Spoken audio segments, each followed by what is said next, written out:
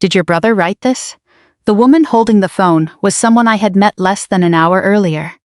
Dr. Lena Brooks, retired Army behavioral health officer. Board member of a veterans leadership organization. Calm voice, square glasses, the kind of person who listened all the way through an answer before deciding what question came next. We were standing near the back wall of the reception space after my Silver Star ceremony. People were still taking photographs. Someone from public affairs was packing a microphone into a padded case. My father and brother were gone. Lena held the phone between us. On the screen, Tyler stood beneath a white spotlight in one of his dark suits. No tie, open collar. Behind him, 6 words filled the screen. The shooting was loud. My hands were quiet. Lena looked at me. Did your brother write this? No. Did someone on his team? No. Her eyes returned to the screen. Who did? I looked at the sentence. For more than a year, I had tried not to look at it for too long. I did.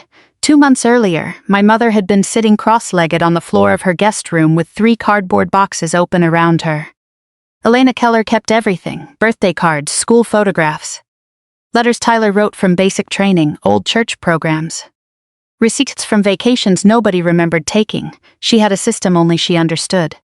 1 box for photographs, 1 for paper that felt important.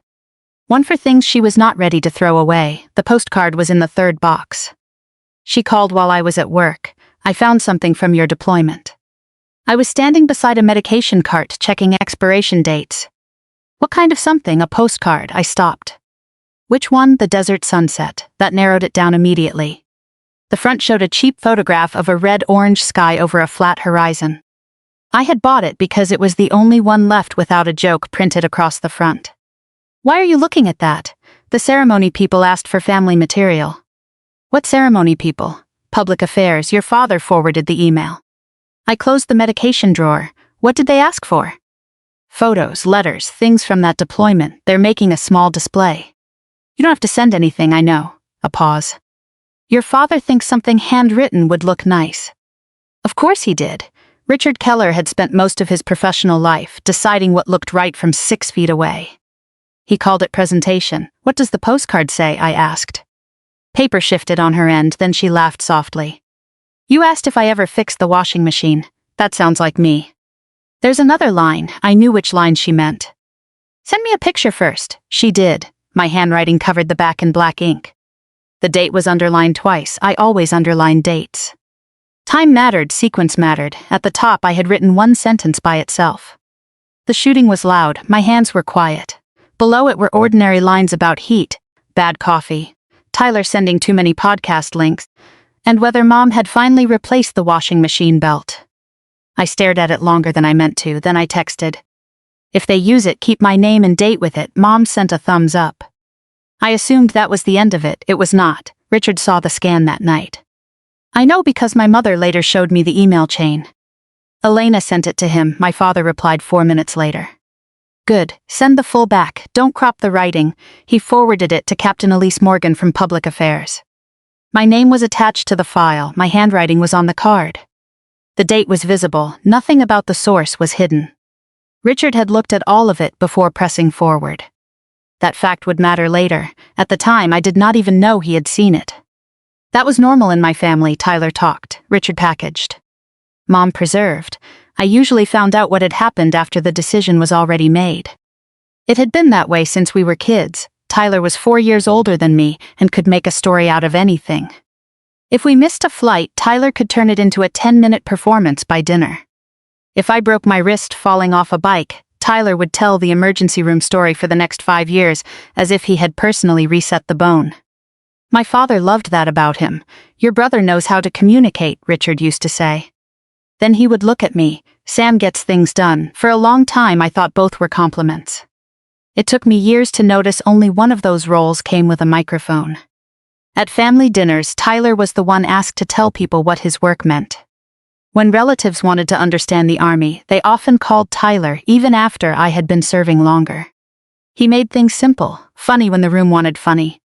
Serious when it wanted serious. I gave accurate answers. Accurate answers are not always entertaining. Richard said I buried the point. Tyler said I talked like an after-action report. Neither was completely wrong. The problem came later, when being better at telling a story started to feel To Tyler, like being entitled to it.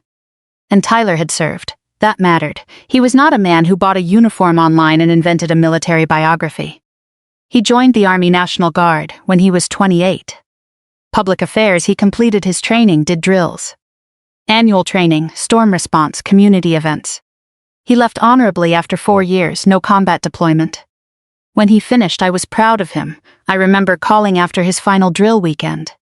How does civilian life feel? Soft, you work in marketing. Exactly, very dangerous chairs, I laughed. I never thought of Tyler as fake. He had worn the uniform, he understood military language. He knew how rank worked. He knew how to stand in a room full of veterans without looking like he was trying too hard. He had his service, I had mine, his stories were his. Mine were mine, at least that was what I thought. Most days my own job had nothing to do with stories. It had to do with labels, expiration date, dosages. Training rosters, the exact number of trauma dressings missing after a field exercise. I was a sergeant first class and a combat medic. By then I had been in the Army long enough that younger soldiers occasionally called me ma'am by accident. I hated that. One afternoon, Specialist Owens leaned against the supply room door while I checked a medication bag. Sergeant Keller, what? Your brother's podcast came up on my feed. I kept counting syringes, that sounds like a personal problem. He's good, he talks professionally, same thing. No, Owens laughed. You ever think about doing something like that? Talking into a microphone, military stories, I closed the bag. What about them? You have to have better ones than he does. At the time that sounded funny, I also have a job. So does he sells speeches. You say that like it's contagious. I handed him the inventory sheet. You missed 2 pressure dressings. His smile disappeared. That was the difference between Tyler and me. He could make a room remember a sentence. I could make sure the right equipment was there when a sentence stopped mattering. The action that led to my Silver Star happened in 2024. Our convoy was moving between positions when the lead element was hit. I remember the sound less than I remember the pause afterward. A short, strange second when everybody seemed to be deciding whether the first explosion was the whole event. It was not. Rounds started coming in from beyond the road. Vehicles moved for cover, people shouted over radios. I was out of my seat before I had the full picture. The first casualty I reached was conscious and furious about it. He had a leg injury and kept insisting he could walk. He could not. Another soldier had taken fragments across the upper body. A third was lying near the rear wheel of a disabled vehicle, with blood spreading beneath his plate carrier. Private First Class Carter, 19 years old. I knew him because he had once spent 20 minutes arguing with me that an energy drink counted as breakfast. The wounded were exposed near the vehicle. There was no safe route that appeared because I needed one. I left cover and crossed the open ground under fire because Carter and the others could not move themselves. That was the action the award recommendation would later describe in formal language. At the time, it was only the next thing that had to happen. Carter was trying to tell me he could not feel his left hand. Don't worry about your hand, that seems like something I should worry about. Later, he laughed once, then stopped. There are things you remember because they matter. There are other things your brain keeps for no useful reason. The color of dust on Carter's sleeve, a torn strip of green tape stuck to my glove. Someone yelling for a radio battery while I was trying to stop bleeding. The smell of hot rubber, the shooting was loud, my hands were quiet. I did not think that sentence at the time, not exactly. At the time there was only sequence, pressure, airway. Breathing, move, reassess, another casualty, then back to Carter. The world outside my hands could be as chaotic as it wanted. My hands still had to know what came next. We eventually moved the wounded to a more protected position. The contact broke, evacuation arrived, Carter made it to surgery. So did 2 others I treated. One soldier did not. That was the part Tyler would later smooth out. Real stories resist structure. Sometimes the person you work hardest on dies. Sometimes the one who jokes with you survives. Sometimes the lesson is not obvious. Afterward, people wanted statements, times, positions. Actions. I gave them what they needed, then I went back to work. A few days later, I found the postcard. It was in a small shop where almost everything on the rack looked sun-faded. The front showed a desert sunset more peaceful than any desert I had actually seen. I bought it because my mother liked postcards. She said text messages disappeared too easily. That night, I sat on the edge of my bunk with the card against my knee. I wrote the date first, then underlined it twice. If you got the sequence wrong, you could misunderstand the whole event. I stared at the blank space for a while, then I wrote. The shooting was loud, my hands were quiet, I almost crossed it out. It sounded too polished, too much like something Tyler would say. So underneath it I wrote that the coffee was terrible. That the heat had killed another pair of socks, that Tyler had sent me 3 podcast links in 1 week and I was starting to suspect he was his own biggest fan. Then I asked Mom if the washing machine was still making that grinding sound. I signed my name, put the card in an envelope with 2 others. And forgot about it. That was what the sentence was supposed to be. A private line on the back of a cheap postcard, not a brand. Not a keynote opener, not a product. A month after I got home, Tyler came over for dinner. Richard was there. Mom made too much food because that was how she handled deployments. If you came home safely, she fed you until the kitchen became a second medical event. Tyler waited until dessert, so what actually happened? With what? You know exactly what. Richard glanced up from his coffee. The convoy. I hated telling military stories at family dinners. Not because they were secret, because civilians often wanted them shaped. Beginning, middle, lesson. Real events were rarely that cooperative. We got hit, Tyler waited, and there were casualties. How many? Enough. Richard gave me the same look he had used when I was 16 and answered questions with 1 word. Sam, what? People are trying to understand. Then ask what you want to understand. I leaned forward. Okay, what did you do first? That I could answer, so I did. I told them about reaching the casualties. About Carter, about the order I treated people in. About moving the wounded. About how strangely calm your hands could become when everything else was loud. Tyler stopped eating. I noticed. I just did not understand why it mattered. He asked good questions, specific ones. What did Carter say? Did you know he was 19? What were you thinking when you went back to him? Were you scared? I told him I did not remember being scared until later. Richard listened without interrupting. Mom asked whether Carter survived. Yes, she nodded and wiped at one eye. Tyler leaned back. That's a hell of a story. It wasn't for me. You know what I mean? I do. At the time, I thought that was the end of it. A family dinner, a brother asking about a deployment. Nothing more. A few weeks later, I was at my parents' house picking up a bag Mom had packed for me. Tyler and Richard were in the study. The door was open. I heard Tyler say, original or polished? Richard answered immediately. Polished. I kept walking. I had no reason to stop. Tyler was always preparing a speech, podcast, video, or some new version of himself for a room I would never enter. I took the bag from the kitchen, called goodbye to Mom, and left. At the time, those 2 words meant nothing to me. Later, I would understand they were the entire problem. A year later, Specialist Owen sent me a video at 6:40 in the morning. No message, just a link. I was halfway through my first coffee and waiting for a training brief. I almost ignored it. Then another message appeared. Sergeant, is this your story? I opened the video. Tyler stood on a stage in Chicago. Dark suit, open collar, white spotlight behind him. The shooting was loud. My hands were quiet. I stopped breathing for a second. Not because the line sounded familiar, because it was exact. Same word, same order, same pause. I watched Tyler smile. When everything around you gets loud, he told the audience, you find out whether your hands know what to do. Applause. I dragged the video backward, listened again. The shooting was loud. My hands were quiet. I had written that sentence on a postcard nobody outside my family was supposed to care about. For several seconds, I tried to give him the benefit of the doubt. Families repeat phrases. People remember things. Maybe Mom had quoted it. Maybe Richard had. Maybe Tyler had forgotten where he heard it. Then he continued. He described a 19-year-old soldier. One hand going numb, the order in which casualties were treated. Going back to one patient after moving another, even the torn strip of green tape stuck to a glove. I had never put that on the postcard. I had told that part at dinner. Tyler had been sitting across from me. I paused the video.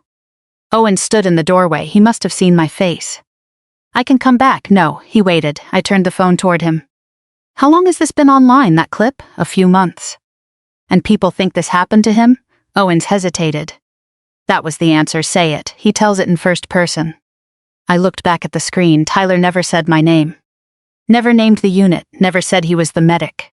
He did something more careful when we were hit. When I got to the wounded kid, I remember thinking, Every sentence left enough space for deniability, not enough space for the audience.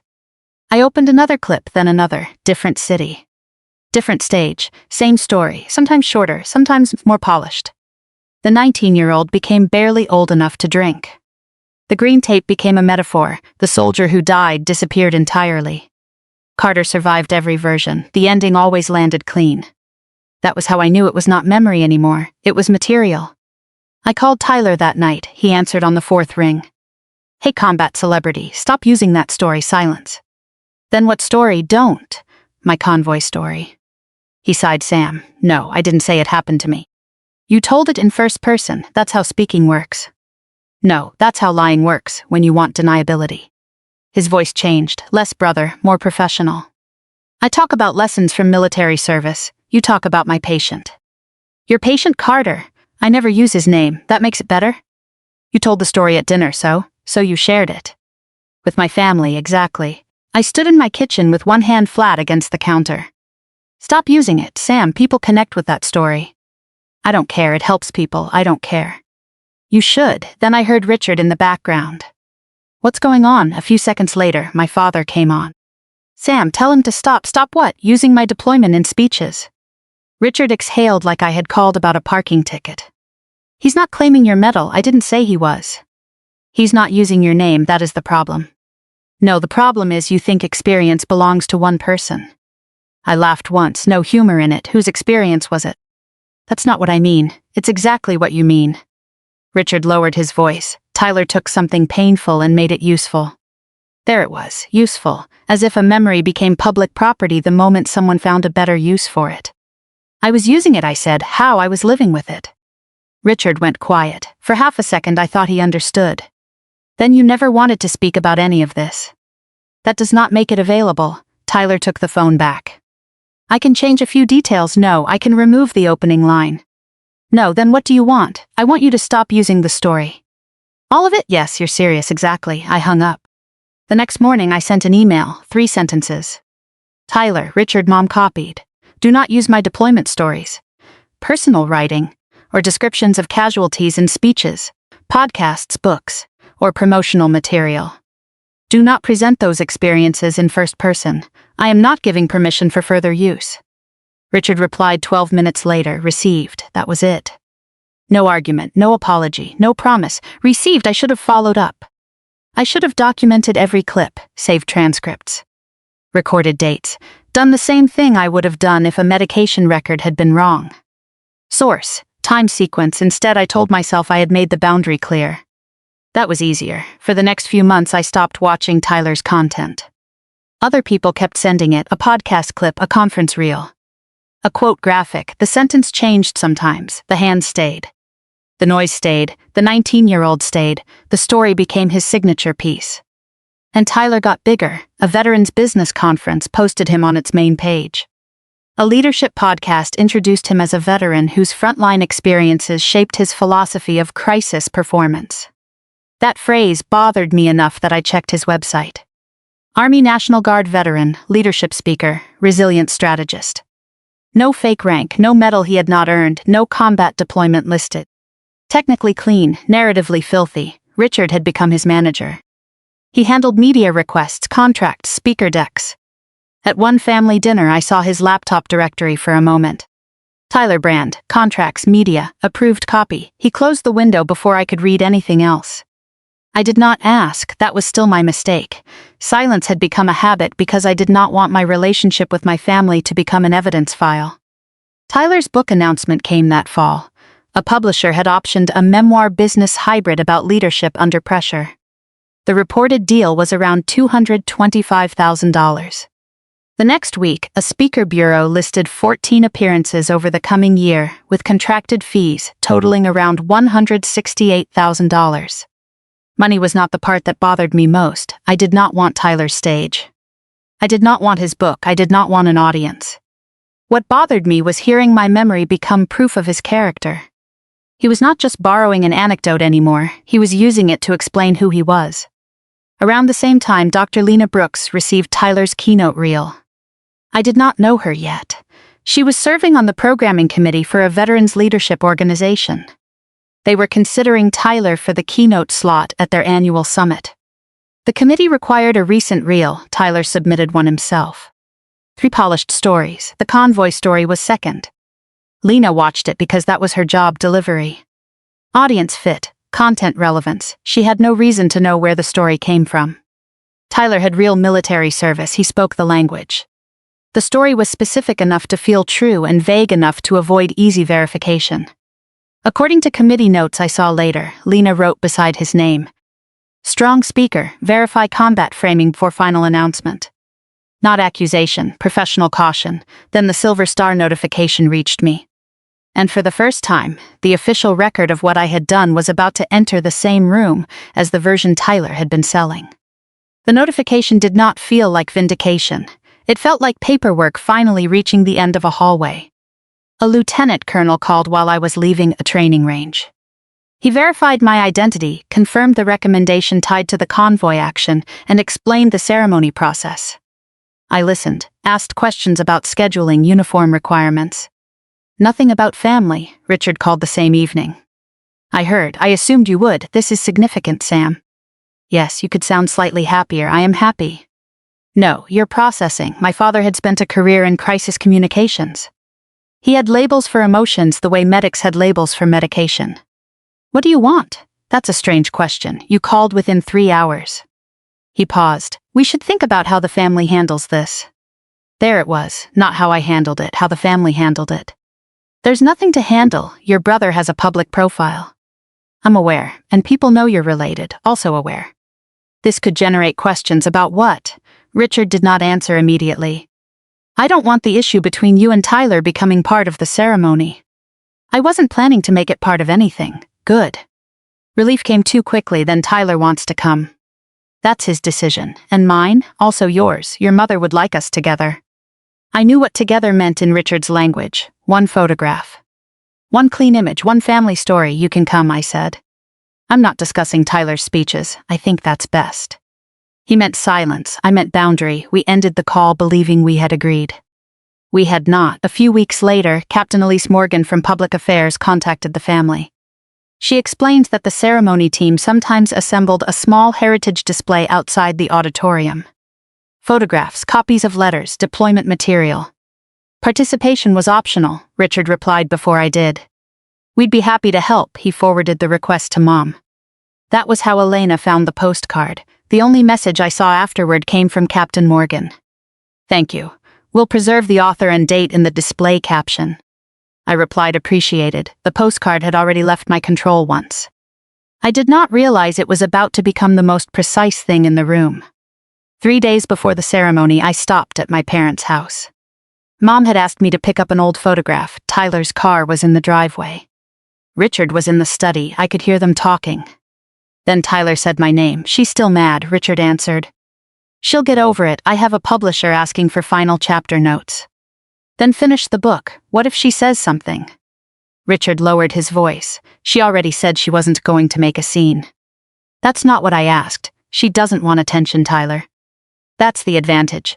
My hand tightened around the photograph Mom had given me. There are sentences that tell you more than the speaker intends. That was one. Sam does not want attention, therefore Sam can be managed. I stepped into the doorway. Both men looked at me. Tyler recovered first. Hey, Richard closed his laptop. What? I held up the photograph. Mom gave me this. Silence. Then I looked at Tyler. Are you still using the convoy story? Richard leaned back. Not now. I didn't ask you. Tyler crossed one ankle over his knee. I changed it.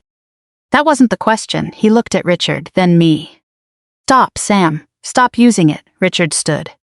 This is exactly what I'm talking about. No, this is exactly what I emailed about. Your ceremony is in 3 days. So let one thing in this family happen without turning into a fight. I laughed once. Tyler can use my deployment on stage, but I'm the one turning things into a fight. He has a career, and I have a memory. Richard's face hardened.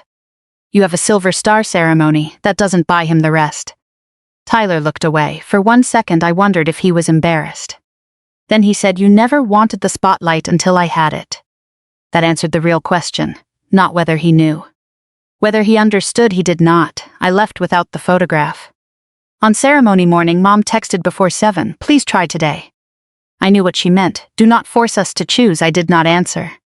The reception outside the auditorium was already busy when I arrived. Uniforms, coffee programs, public affairs staff checking names. The heritage display stood along one wall. I saw photographs first. A unit picture, a training image, a family photograph from before Tyler joined the Guard. Captain Morgan intercepted me. Sergeant Keller? Yes. I'm Elise Morgan. We shook hands. She gestured toward the display. Your family sent good material. My mother keeps everything. That helps, she smiled. If we display a personal document, we keep the author and date on the caption. Otherwise it's decoration, not history. Good rule. Then someone called her away. Tyler arrived 10 minutes later. Dark suit, open collar, exactly the way he dressed on stage. Richard walked beside him, Mom behind them. For a moment, they looked like a family arriving at someone else's event. Tyler hugged me. I did not hug back fast enough to make it natural. Congratulations, thanks. Richard examined my uniform. I'm proud of you. I believed him. That was the irritating part. My father could be proud of me and still believe Tyler had the right to use pieces of my life. People are rarely consistent enough to become simple villains. A Veterans Association reception was happening later in another building. Tyler had been invited. He expected the organization to announce him as keynote for its annual summit. Richard checked his watch twice. Big night for both of us, Tyler said. I looked at him. He did not hear how strange that sounded. A photographer began gathering family members before guests entered the auditorium. Keller family? Mom moved first. Richard touched Tyler's shoulder. I stayed where I was. The photographer motioned us closer. Sergeant Keller in the middle, please. Tyler moved toward me. I lowered my voice. Last chance. His smile vanished. For what? Stop using my story, Richard heard. His posture changed. Sam, I'm not doing this after today. Mom whispered my name. Tyler stepped back. This is unbelievable. No, it's documented. Richard looked at me, then at the photographer, then back. In his mind, I could almost see the calculation, the ceremony. The veterans' reception, the keynote announcement, one daughter refusing to cooperate with the image. One son whose career needed the image clean. He made his choice. We'd never stand with you after what you're trying to do to your brother. The photographer lowered the camera. Mom went pale. Tyler said nothing. I looked at Richard, then Tyler. What I'm doing to him? Tyler shook his head. You never wanted the spotlight until I had it. Same sentence, this time in front of witnesses. I could have answered. Instead, I stepped into position alone. Take the picture. The flash went off. Richard took Mom by the arm. Tyler adjusted his jacket. The three of them walked toward the exit leading to the veterans' reception. Richard looked back once, not guilty, certain. He believed I had proved his point. Angry, jealous, difficult. He believed Tyler's announcement would happen that evening. He believed my Silver Star ceremony and Tyler's stories could remain separate as long as I kept my mouth shut. I watched them leave, then an usher opened the auditorium doors. I turned away from my family and walked inside. Behind me on the heritage display Richard had helped assemble, my name was already printed beneath my own words. The officer reading my citation had no idea my brother was across the installation waiting for someone to announce him as a keynote speaker. That was probably why the words sounded so clean. No family history. No brand, no explanation, just sequence. The citation described the convoy attack. The disabled vehicle, the wounded soldiers exposed near the road. It described me leaving cover under fire to reach casualties who could not move themselves. It described me moving between casualty positions and returning to Carter after stabilizing another soldier. It mentioned that Carter was 19. I stood at attention and listened to my own life become formal language. Several rows behind me, Lena Brooks stopped taking notes. I did not see it, she told me later. She was at Fort Campbell that week for a military leadership symposium and had been invited to the ceremony by a retired officer she knew through the veterans organization. Tyler's reel was still fresh in her mind because his committee planned to announce its decision that evening. When the citation reached Carter's age and the treatment sequence, Lena lowered her pen. One similarity could be coincidence, two could be shared military experience. Three deserved a question. She wrote one word in the margin of her program. The ceremony continued. My medal was pinned. People applauded. I shook hands. Nothing exploded. No one stood up and accused anyone. Truth rarely enters a room the way movies want it to. Most of the time it arrives as a person deciding to check one more thing. After the ceremony, guests moved back toward the reception area. I was stopped twice for photographs. A former commander shook my hand. Captain Morgan asked whether I could stay another few minutes for public affairs. Across the room, Lena walked toward the heritage display. She started with the photographs, then the deployment material. A printed map, a copy of an old letter, and the postcard. The cheap desert sunset faced outward. A clear archival sleeve allowed both sides to be seen. Beneath it was a caption, postcard written by Sergeant First Class Samantha Keller. Dated 2024, Lena stopped with one hand against the edge of the heritage display. The first handwritten sentence was easy to read. The shooting was loud. My hands were quiet. She read the rest. Bad coffee. Heat Tyler's podcast links, the washing machine. Then she looked at the date. Tyler's earliest recorded public use came months later. Lena found Captain Morgan, who supplied this, her family. Sergeant Keller? Elise checked her tablet. Her father forwarded the scan. Did you edit the writing? No crop anything? No caption source, family email and her name on the card. Is there a problem? Elise asked. I don't know yet. Not accusation, source check. Lena opened the committee portal on her phone. Tyler's submitted reel was still there. He had provided it himself. Nobody needed private files. Nobody needed Richard's laptop. The material Tyler wanted them to judge was enough. Lena played the second segment. The shooting was loud. My hands were quiet. The conversations around her seemed to drop away. Somewhere above the reception space, an air handler hummed. She looked from Tyler's face on the screen to the black handwriting beneath the clear archival sleeve. Then she played it again, 19-year-old wounded soldier. One hand going numb, another casualty treated first. Return to the younger patient, calm hands inside chaos. Lena called a committee member already at the veterans' reception. Are you with Tyler Keller? Yes. Has the keynote announcement happened? Not yet. Why? Don't announce it. Silence. What happened? I need 10 minutes. She ended the call and opened the submitted transcript. The wording was not identical everywhere. Tyler had changed enough to make the story sound lived instead of memorized. But the sequence stayed. The unusual details stayed. The emotional conclusion stayed. One sentence came directly from the postcard. The rest had come from somewhere else. Lena called the committee member again. I need the source disclosures. There aren't any. For the combat story, nothing listed. Keep the announcement on hold. Are you saying he lied? No, her answer came immediately. I'm saying we don't know whose story he's telling. Then she walked over to me. This was the moment the story had opened on. Her phone, Tyler frozen beneath the spotlight, my sentence behind him. She already knew my first answer. What she needed now was provenance. When did you write the postcard? After the convoy attack. Before he used the line publicly? Yes. Did you give him permission? No. The story? No. Did you ever tell him the story? At a family dinner, she paused. Was your father there? Yes. Did you later ask your brother to stop? Yes. In writing? Yes. Lena did not smile. She did not say got him. She asked the next useful question. Do you still have that email? Probably. Don't send it to me yet. That surprised me. Why? Because I'm not investigating your family. She looked toward the building where Tyler was waiting. I'm deciding whether my organization should publicly endorse a speaker before we understand the material he submitted to us. Captain Morgan stepped closer. What do you need from me? Confirmation of the postcard date, source, and whether the scan was altered. I can provide that. And the original submission email?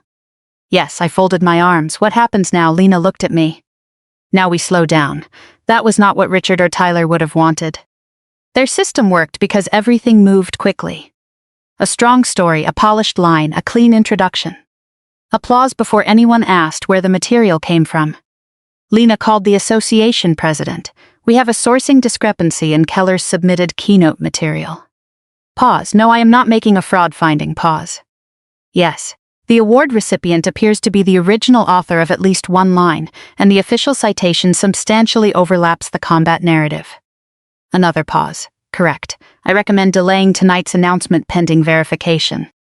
She listened, then understood. When the call ended, I knew the answer. The announcement is paused, she said, pending source verification. For months, Richard had been afraid I would create a public scene. I had not. I stood where I was told, accepted my medal.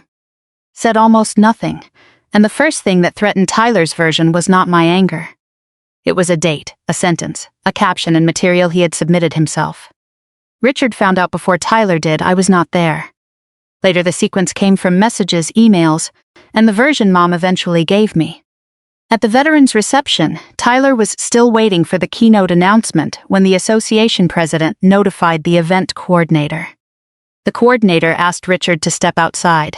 The keynote announcement scheduled for that evening had been postponed. Not canceled, postponed pending source verification. The coordinator did not accuse Tyler of anything. He only said the announcement was on hold while the organization verified the source of the combat material. Richard's first question was not whether there had been a mistake. It was who had raised the question. By the time he walked back into the reception, Tyler was already watching him. What happened? They paused it. Why? Richard lowered his voice. Source attribution. Tyler stared at him. Sam? Richard did not answer. That distinction mattered to everyone except Richard. He understood what the question could become. Whose story is this? Tyler called first. I was still inside the ceremony building. His name appeared, then disappeared. Richard called 30 seconds later. Then Tyler, then Richard twice. I put the phone on silent. Captain Morgan was showing Lena the original email chain containing the postcard scan. My father's name was in it, his message, his attachment. His approval. The record existed because he had created it. My phone kept lighting up, 17 missed calls by the time I reached the parking lot. 26 when I got into my car, 34 before I left the installation. Then 2 numbers I did not recognize. One belonged to Tyler's speaker bureau. The other to a publicist connected to the book. I did not answer. An hour after the first call, I pulled into a grocery store parking lot because the screen would not stop flashing.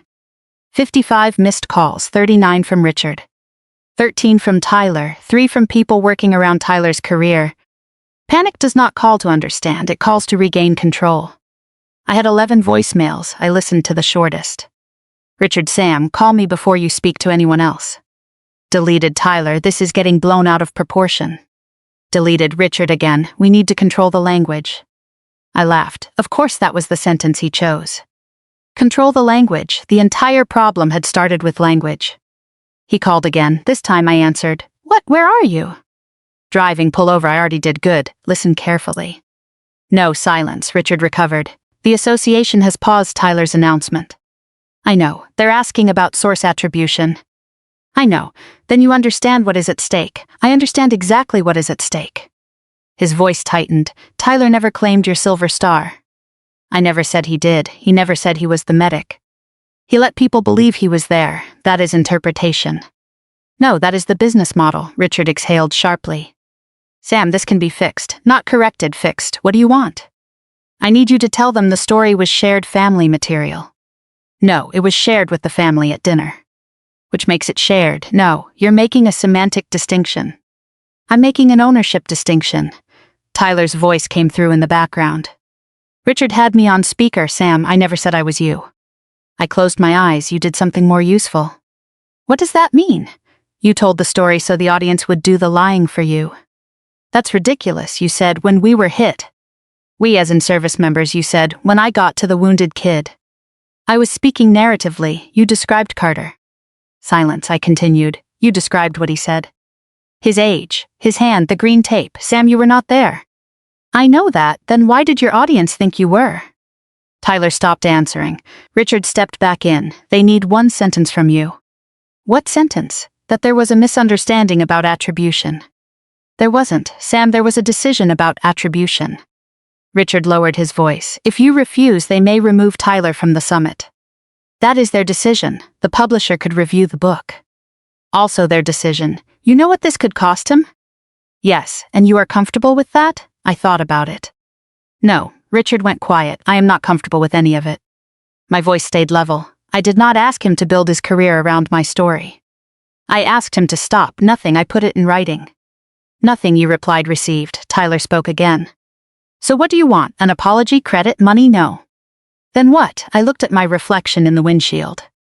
Tired, uniform still on, silver star still pinned above my pocket. I want you to stop telling people my war happened to you. That's not what I do. It is. You're destroying my career over a story. No, I waited until I knew he was listening. You can keep your career. Then I said what I had been trying to say for more than a year. You just can't keep my war. No one answered. I ended the call. The source review lasted several weeks. No police. No military prosecution. No dramatic hearing. The Veterans Association reviewed what Tyler had submitted. They removed him from the keynote slot. Their statement said the program required clear sourcing of personal military narratives. Nothing more. The publisher delayed the book deal, worth around $225,000, while its legal and editorial teams reviewed attribution. Of the 14 appearances already listed by the Speaker Bureau, with contracted fees totaling around $168,000, some kept Tyler. Others did not. His website changed. The phrase frontline experiences disappeared. His biography became more precise: Army National Guard veteran.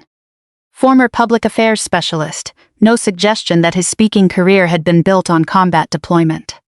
Richard stopped managing any material connected to me because I told him, in writing, that he no longer had permission to submit my photographs, letters, or service documents anywhere. Mom apologized once, not for everything, just for finding the postcard and never asking why Tyler's sentence sounded familiar. I accepted the apology without pretending it fixed the family. A few months later, Captain Morgan emailed. The unit historian wanted to keep a digital copy of the postcard with the ceremony archive. She asked if I consented. I read the message twice. Then replied yes, if the author and date stay attached. A week later, she sent a photograph of the archived display. Same cheap desert sunset, same black handwriting, same underlined date. Beneath it, postcard written by Sergeant First Class Samantha Keller. For the first time in more than a year, the sentence did not make me angry. The shooting was loud, my hands were quiet, it was not evidence anymore. It was not Tyler's opening line, it was something I had written after a hard day. And my name was underneath it. Sometimes getting your story back is less dramatic than revenge. Sometimes it is simply seeing your own name beneath your own words. If someone retold your story until people thought it belonged to them, where would you draw the line? In the end, 55 missed calls mattered less than one name beneath one sentence.